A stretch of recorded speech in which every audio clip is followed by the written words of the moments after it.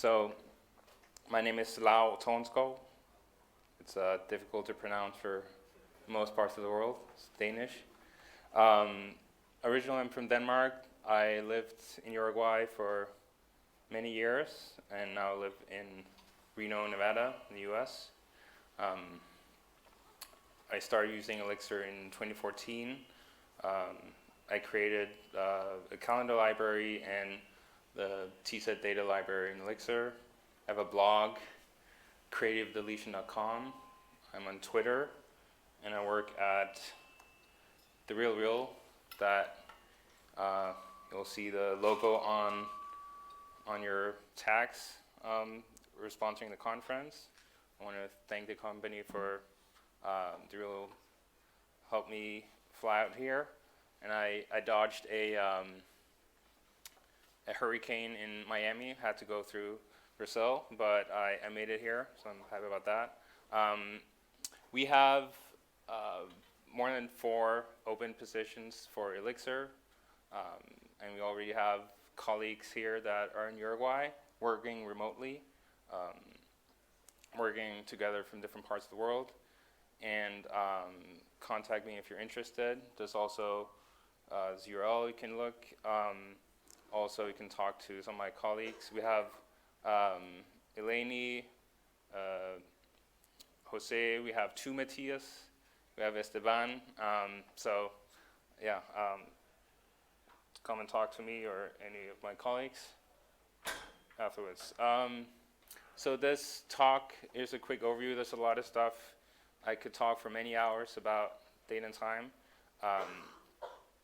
We're going to do some quick history of date and time in Elixir, then talk about time in the sun physics, something that's not really specific to Elixir, just how time works, civil time versus the sun and sunsets and all that.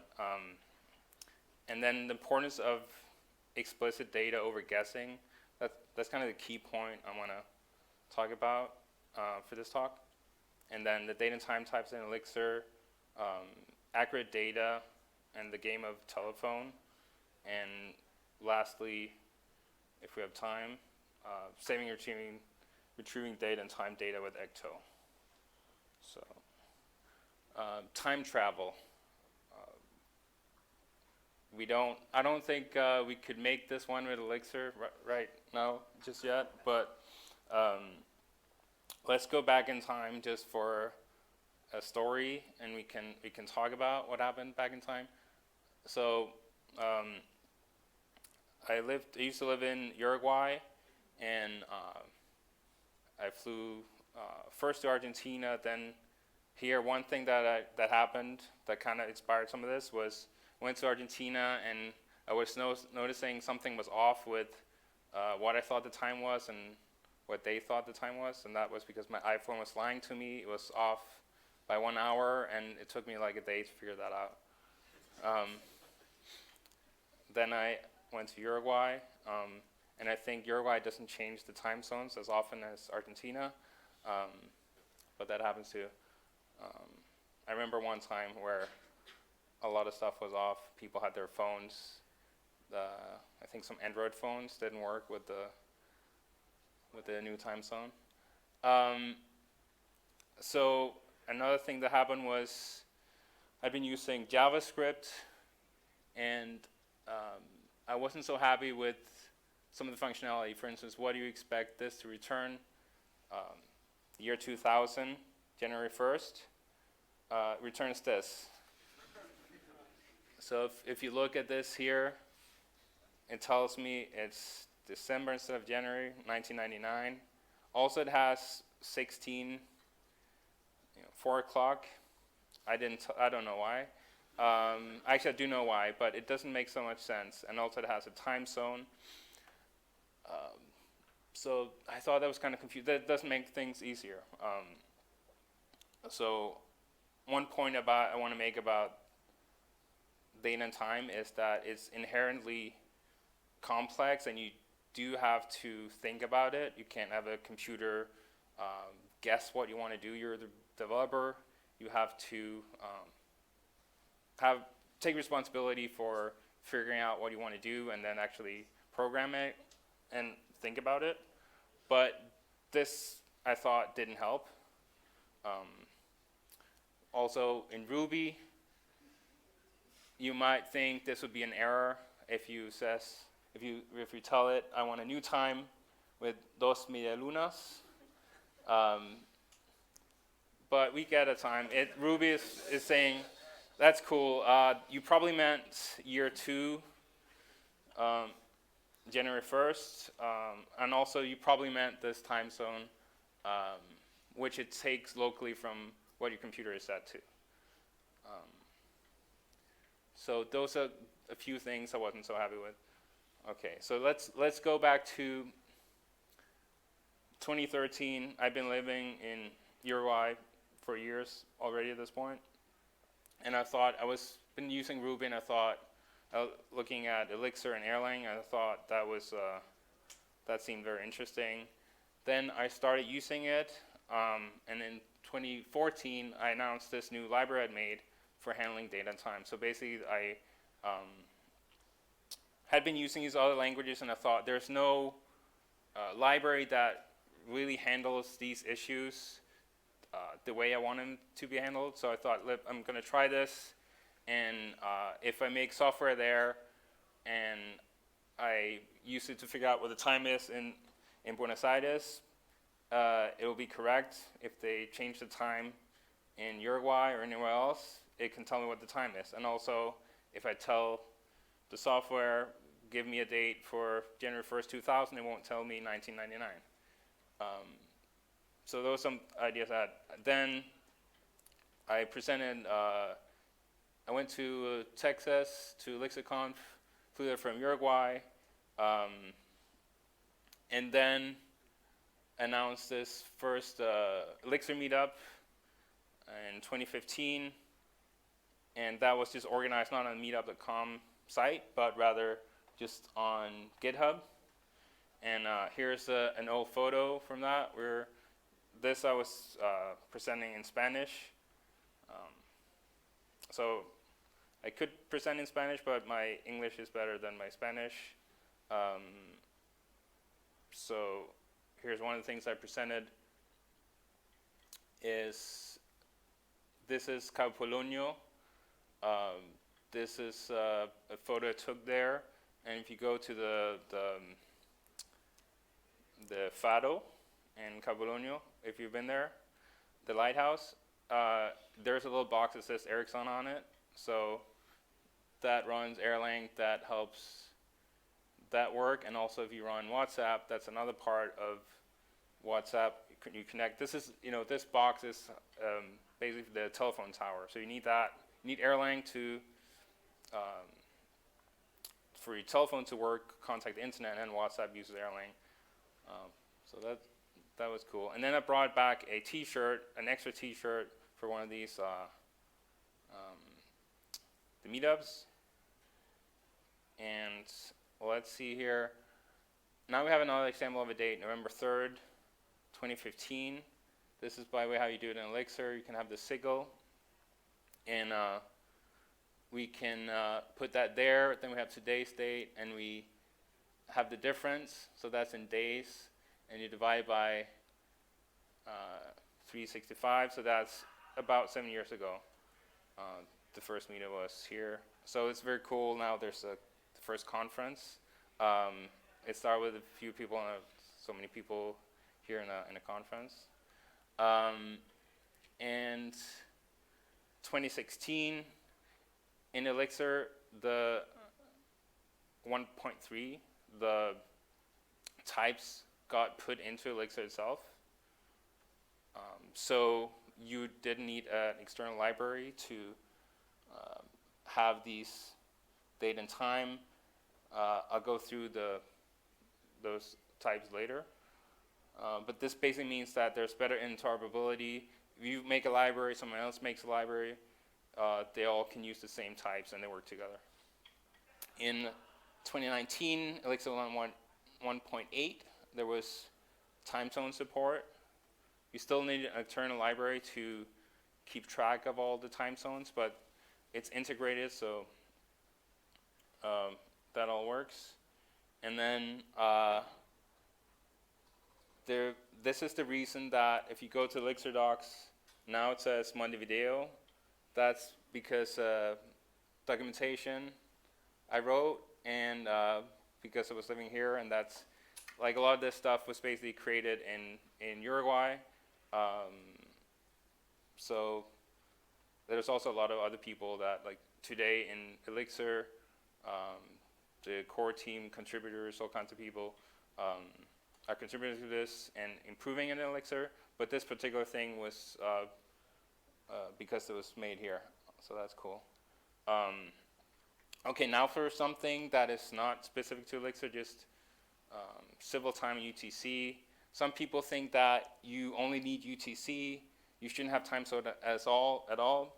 Unfortunately, that won't work so well because, just for one example, imagine that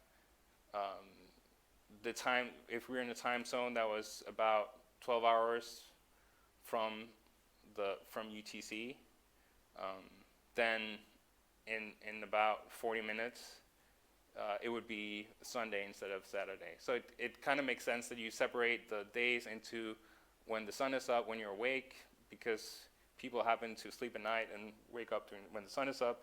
It makes sense to have local time zones.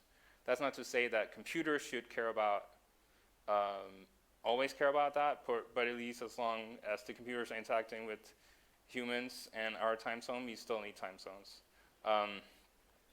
So 12 o'clock is the middle of the day.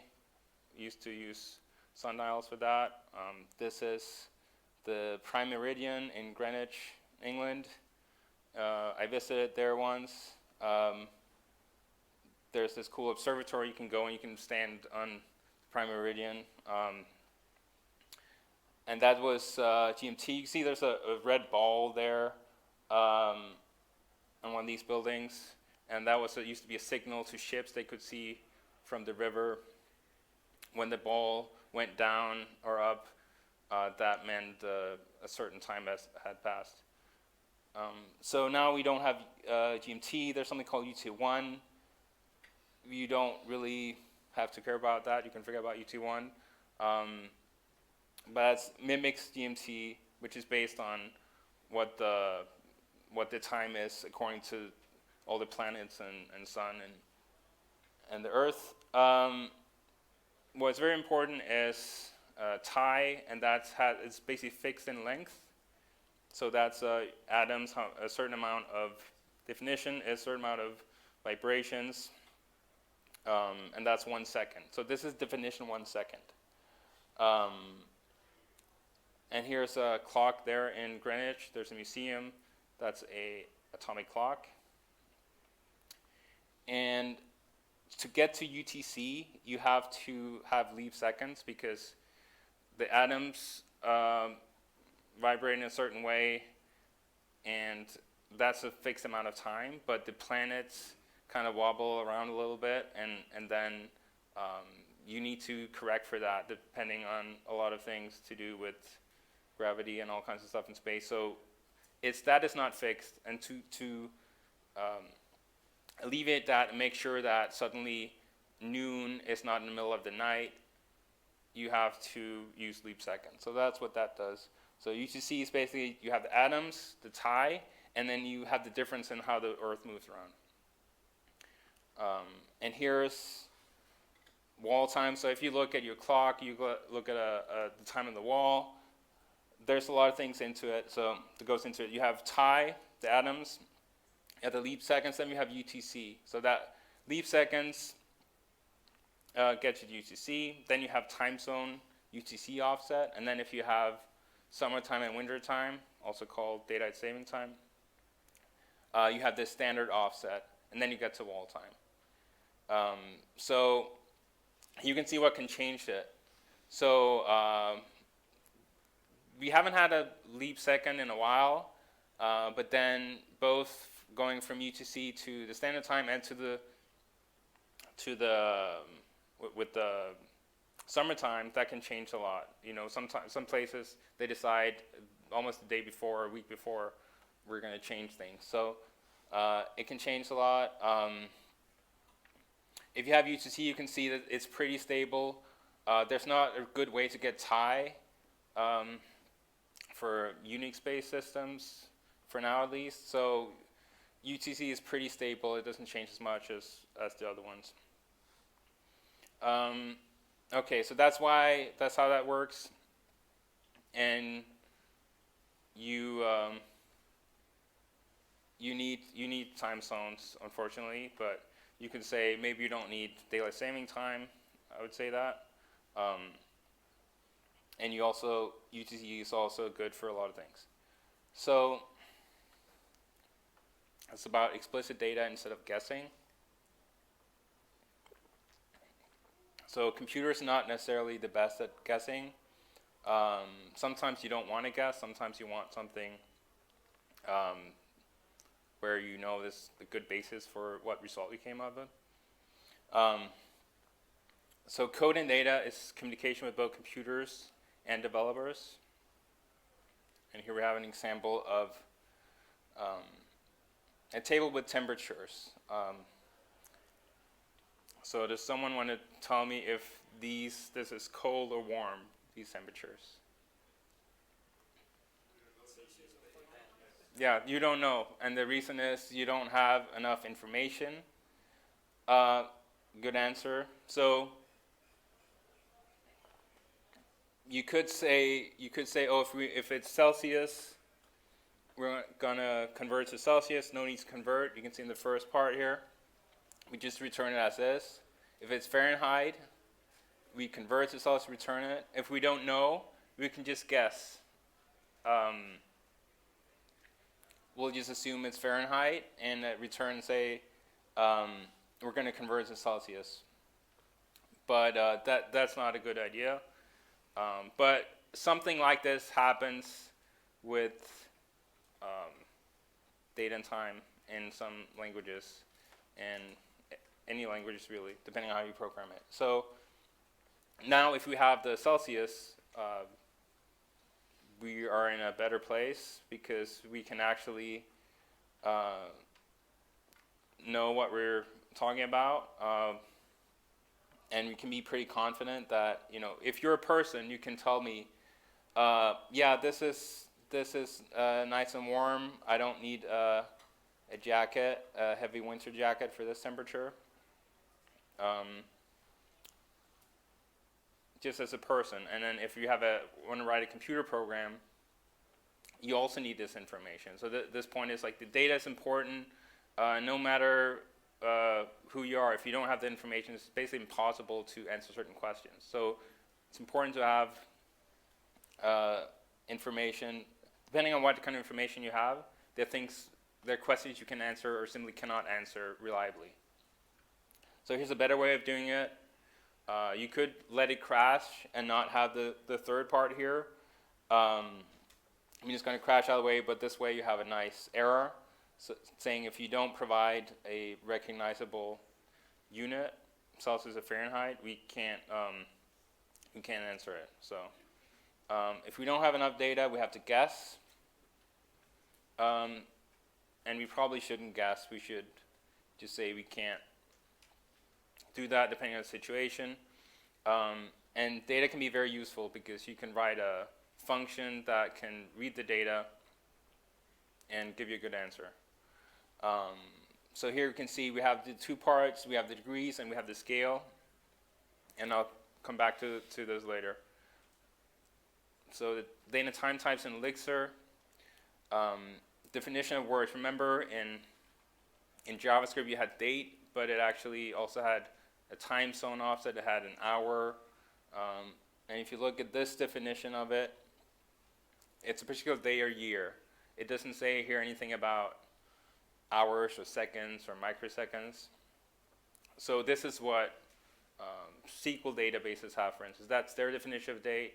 I think that makes sense. So you can use date for, let's say you have a birthday, you have year, month, day. That's good for that. Time, 8 o'clock, 9:30. This is useful for things like, let's say you have an alarm, you want to wake up at a certain time, let's say we have an alarm for 7 in the morning. You don't know the date because it's going to repeat every day, let's say.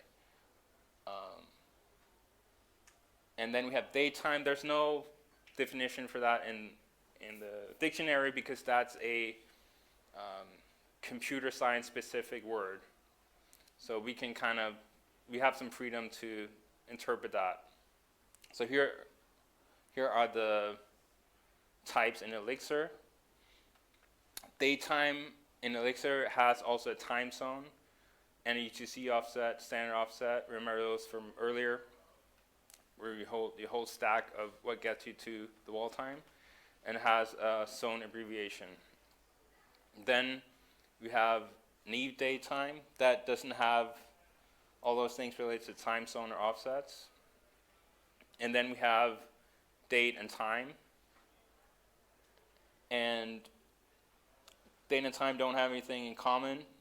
That's why they're next to each other in this graph here, or this slide. And each of these, you can see, they kind of work together. Then if you have naive daytime, you also have date and time. If you have daytime, you have a date, you have a time, you also have naive daytime. So the reason it's naive is because, a bit like with the temperatures, you don't know exactly you don't know what the time zone is, so there's certain things you can't do. If you want to compare it to another daytime that's of a different time, you wouldn't actually know the answer with the naive daytime alone. So then we have these sickles where you have a little scribble and a letter. And we have daytime, naive daytime. And for daytime, it is for the UTC, you see in the bottom, there is a sickle. But if you have a time zone other than UTC, there's no sickle. And we can see here, if you can simply write in the sickle in your code. This is very useful for tests, for instance. In earlier versions, you had to create a new one, but with sickles, you can just put that in there, and it will return that type. It will return a struct for these different things. And one thing you can notice is, in the error here, we're trying to make a UTC daytime, but there's no indication of what the time zone is, so that's not a valid UTC daytime. You can see the next line, one that says IEX4, we have the set at the end, and then it works. So that's to protect you from, assuming something that's not there. And you can copy paste the part in the middle. That's the standard to other kinds of systems. It's an ISO standard. So that's very useful. And these are structs. You can see what's inside of them by using map from struct. One thing to note about when sorting, if you sort them as maps, the sorting won't work like you might expect. So you should take care about this and use sort by for instance, the date ISO. Okay, so the thing you want to do is you want to choose the type by what the meaning is, not by what you think is most convenient. So it might be convenient to make up some data and say, oh, I kind of want I want to convert this to another time zone, but I don't know what the time zone is. Or let's say you have a time, for instance, for the alarm example, you say, I'm used to using daytime. I'm just going to use the daytime and put in like 00 for or like, year 1 for the date. I'm going to put some time zone I like, but don't do that. You want to think about what you want to use. Is this data I actually have, and not some data you're just making up to basically jam it in, try to fit it with that type. So you can look at the data you need, and you can look at the type and see if it matches. So here's a schematic to basically figure out, do you know the hour and minute? If you do you know the year, month, and date? Yes, we do. Do you know the time zone identifier? If you do, then it's a daytime. And it kind of makes sense. All this is basically, do you know this data? Do you know what it is? If you do, you can use the type that has all this data, but don't use a type that that basically needs more data than what you have. And again, if you do have the data, if you do know the time zone, it's probably a good idea to have that data and pass that around. Okay, so this is polymorphic, so you can take a type like datetime and pass it into a module, for instance date, and it will work with the date parts of that datetime. So here's an example. You can have a date, there's a function called date leap year in the date module, and it will work with a UTC datetime. It will work with a date, but it won't work with time.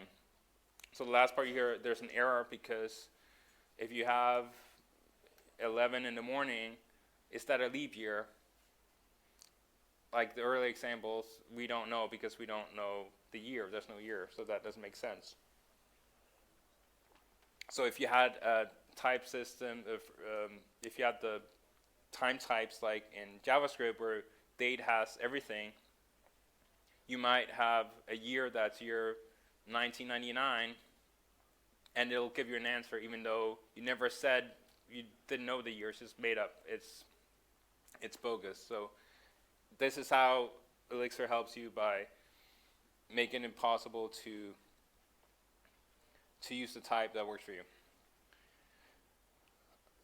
And here we can see you can compare. You can use this polymorphism. You compare. Let's say you have a time in Los Angeles and UTC time. You can compare it as if you only care about the time itself, not a time zone. So, for instance, if in Los Angeles it's 6:30 and UTC it's 7:30,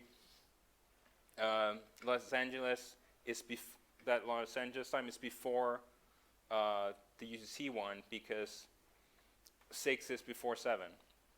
But then if you use the daytime, the second one where you compare, it says it's greater because it actually takes into account the time zone. And because Los Angeles behind UTC, it's actually later.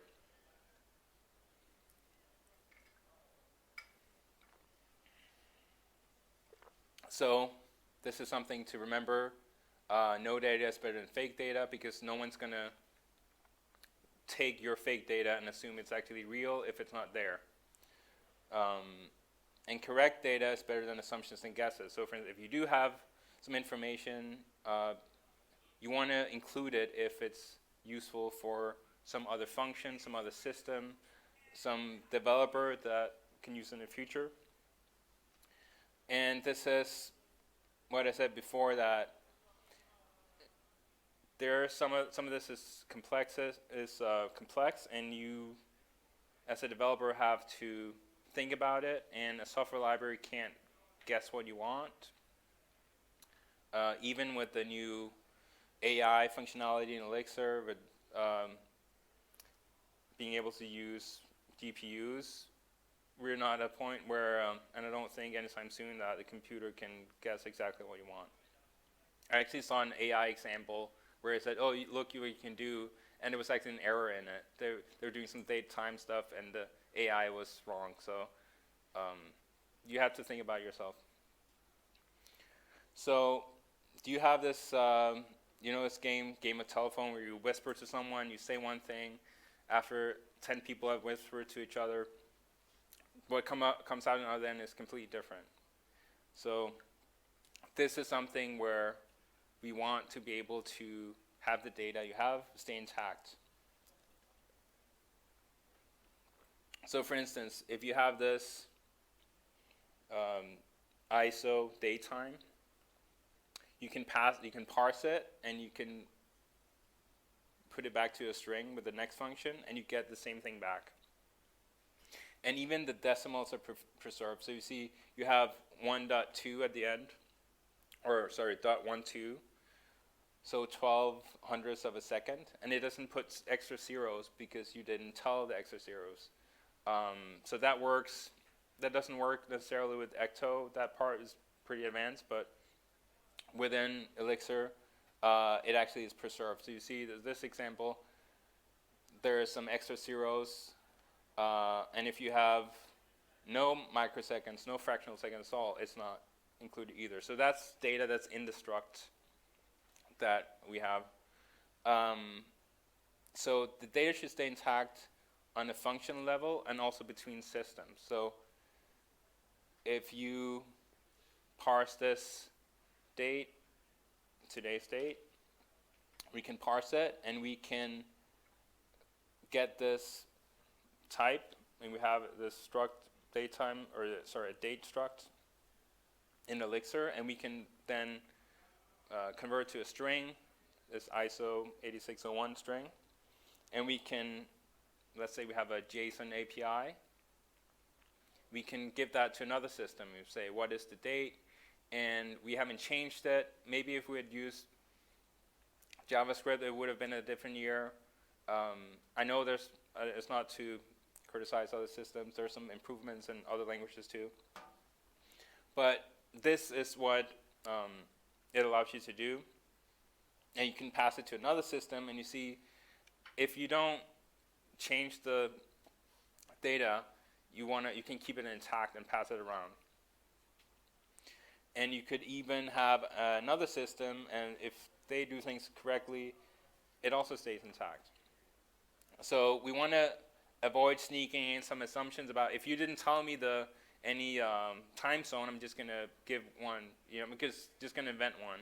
Or if you didn't tell me what time of day it was, I'm just going to invent one. We want to avoid that and not, if you started out with this date and then you add some hours and minutes and time zones, it's kind of like lying. You're telling, you're not trying to fool the next system, but how does the next system know if you gave it some extra data that wasn't true, that it was just made up? It's hard to know. So it's better to tell them right amount of data, what you know, and not what you don't know. And by the same token, it's good to, if you have a date and time, if you have the time as well, if you have the time zone as well, you do want to include that so the next system doesn't have to guess. So basically, you want to have it just right with the right amount of data. So let's say we try to do, for this, can we convert that to a Unix timestamp? Let's try to do this. We get an error because we have a naive datetime. There's no indication of the time zone, and for Unix, by definition, Unix timestamp is in UTC. So we can't do this.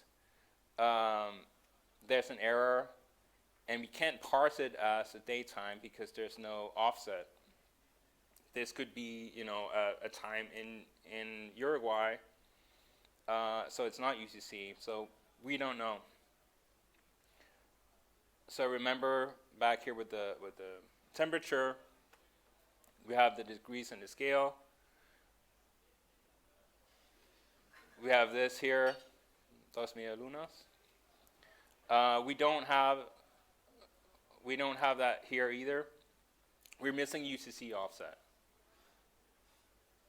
So now if we add it, let's say the input has this offset, then it works. You could force it. If you don't do this, ideally you want, if you get some data, if you try to avoid this, but Elixir won't assume anything, but if you tell it this date is actually, this date time is actually in UTC, then it will accept what you tell it. But ideally, maybe consume data from another system, see if you can persuade them to tell you what the date time is if they know it.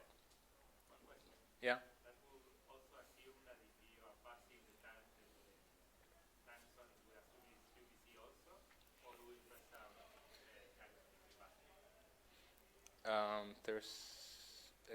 I'm not sure I understand the question.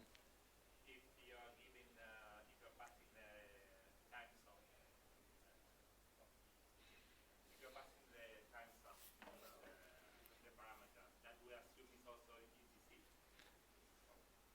Yeah, so the question is if you pass the time zone, it will assume.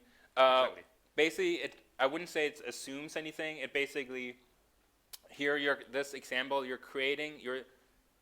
parsing the naive datetime, parsing the string as a naive datetime, and then you're creating a new datetime that's not naive based on the naive datetime, and you add in explicitly, this is the time zone that we want to use for the daytime. You have to tell it. It's not assumed. You could say you're assuming it as a program because you typed in etc UTC. So that's the point, that Elixir won't assume anything for you. It will do what you tell it to do. And if there's no one telling you, if no one is telling Elixir, here's the time, here's the date, here's the time zone, it won't just kind of automatically guess for you. You have to tell it, or you have to give it data. Ideally, you have to have data you're getting from somewhere that you pass around instead of hard coding it. So try to avoid this. If you have something where you know something is from a certain place for a certain time zone, you can do some data pre-processing maybe. If it's really not possible to change it, if you don't control it, but avoid this. So another part of the Elixir, if you want to work with time zones, there's this behavior that was added in version 1.8. This is how it looks inside Elixir code. You don't have to worry about that unless you want to make a new time zone library. But you can add one. There's one here. This is the one I made. I think there are others now, but basically you configure it in your system, and all these functions work. There are different ways to do it. So you can put in the time zone, and it will give you a daytime with that time zone. And then real quick, Ecto. So the Ecto integration, because some of these types are equivalent to what you have in SQL databases, it works pretty well. You have a date type in Ecto and a date type in Postgres or MySQL, other databases. That works well with date and time. The ones that are slight different are naive datetime and UTC datetime. You can choose whether you want to have microseconds or not. And you can choose whether you want to tell Ecto this is UTC or not. So one example is Ecto timestamps, insert that and updated that. Should those, let's do this chart again. What type should that be? Probably not just date, probably not time, because we have more than that. Should it be naive datetime or daytime? Do we know the identifier? And we do, because Ecto also always uses UTC. So we want to use daytime. By default, in current version of Ecto, that's not the default. And unless there's an Ecto version 4 coming out, which there's no plans for, you have to, every time you use timestamps, you have to tell Ecto that you want to use UTC. And I recommend everyone doing this, because then you don't have, like we talked about before, you don't have to assume UTC. You can basically take a timestamp and say, what is this in Unix timestamp? And it just works, because that function can see that is UTC, and it can convert it. And you can, if it was that function, as long as it has an offset, it can do that. But if you have a naive, you basically have to assume. So here's actually a case where the hex website had an issue where it should end in sed. And you can see in the second part here, there's a hard-coded, this is the fix for it, there's a hard-coded sed. So in the template somewhere for some XML, I believe, it was hard-coded. So a better way to do that is, as soon as possible, which is at the Ecto database level, you want to have the correct type. And this was the fix. So you can see it was changed from naive datetime to UTC datetime. So all these fields, if you start out with Ecto with that, everywhere it goes, within the system, even out to some data that is XML or JSON. It can encode it. You see JSON just knows how to encode it, and it just works. So use the prototypes not just for yourself and your own system, your own colleagues, your own software, but also other systems that are going to consume it. And last, I want to remind again, make sure timestamps in Ecto are UTC date times, and that's still inserted at and updated at. If you have other datetime fields where you don't know it, don't do that. This is very specifically for just that. And that's it. Thank you very much.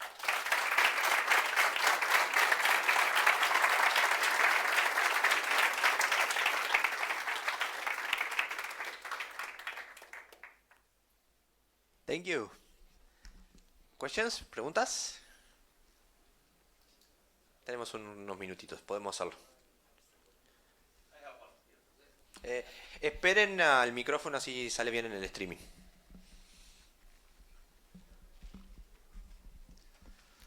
Well, my question is, do you know why they don't default Ecto timestamps to this UTC datetime instead of naive? Yeah, that's a very good question. It has to do with backwards compatibility. So if they just change that, then it would break, if you just upgrade it, it would break certain things. So it's not because they thought this is the best way if we had to design it from scratch. It's based on Ecto started before these types were in Elixir itself.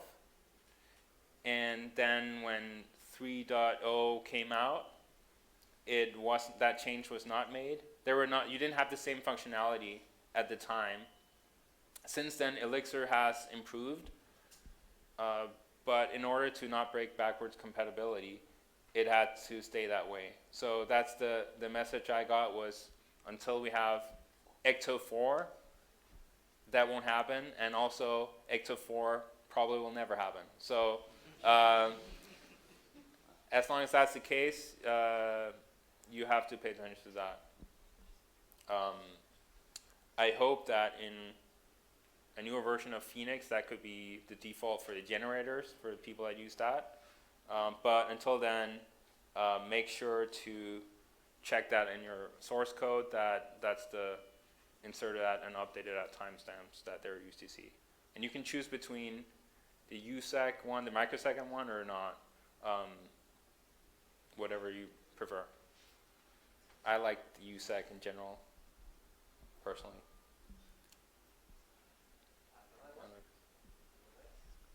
I could have one. Okay. Maybe it's long, it's very short, but I mean, this is more general and not only for Elixir, but unit testing or even manually testing code that depends on time is a nightmare, right? Yeah. Do you have some tips or a quick recommendation or approach in Elixir? Yeah, that's a good question. Testing in general is In general, complex. I wasn't speaking Yeah. regarding daytime. But yeah, specifically for date and time, if you can pass it in as an argument in a function, let's say you have a function and it says, what is the time right now? That's kind of a non-functional thing you could say. When you say date time now in a certain time zone, UTC for instance, that's a non-functional part because you're asking the computer what is the time right now, and that changes every time you run it.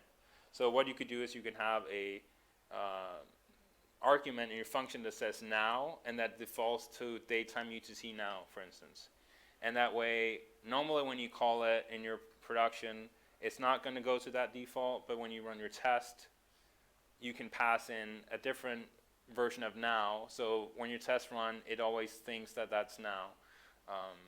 That's for a unit test is very specific. When you have more of an integration test with things running together, that might be more complicated to do, but that's my answer. Thank you. Thank you. You're welcome.